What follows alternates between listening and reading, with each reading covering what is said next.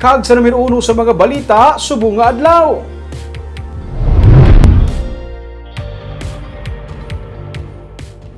Apat ka mga ginapatihan katapos ang New People's Army ang patay sa engkwentro sa Army kag PNP kay nasang aga sa Banwasang Manapla. Sunod sa mga residente, nag-ayo ang mga rebelde nga magtinira sa ilang mga balay, bangod nagalain ang ilang pamatsag kag ginatrangkaso. Yaring report. Ginpang isa-isa pa motos sa ginpagawa sa sining balay sa Hacienda Builders sa Barangay San Pablo sa Manapla ang mga bangkay sang apatanan ka mga persona nga ginapatihan katapos ang New People's Army. Ang isa, bangkay ni Marilyn Badayos alias Munet nga ginasiling mataas nga opisyal sang NPA. Ang duha, ginkilala kay Ronilo Disabille alias Wawi, kag Rudy Carbajos alias Brod nga bana ni Marilyn. Ang isa, pensar anay ni Leonardo Baines, iya utod nga si Ernesto. Iya balay ni Ernesto ang ginatiniran sa mga rebelde. Di ako magulang ko. Sino na isa sa mga napatay? Okay, ang iyang asawa.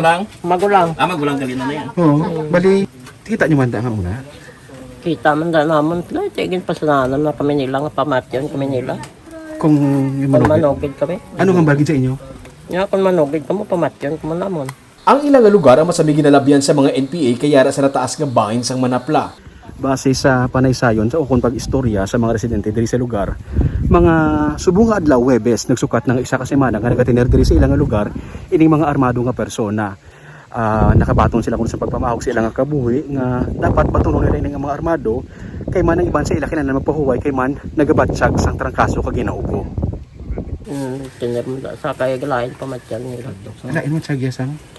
Lain mo tsagya ni? Siyang nag-listar sa iya. Nga trangkaso. May trangkaso na? Ako, big blow. Isa kasi man, siya anak ka muna man siya sa imo naman sakit na da, nga da. Sunod kay Lieutenant Colonel J.J. Javines, commander sa 79th Infantry Battalion, nagkabaton sila sa impormasyon gikan sa mga sibilyan nga isa na kasemana nga nagatinir diri ang may kapinsan na pulo ka mga rebelde. Una-una ginatag na sa aton sang sibilyan, no? Kag confirm man sa aton asset nga ready sila. Ano kalawig gadi sila, sir? Mga isa na kasimana.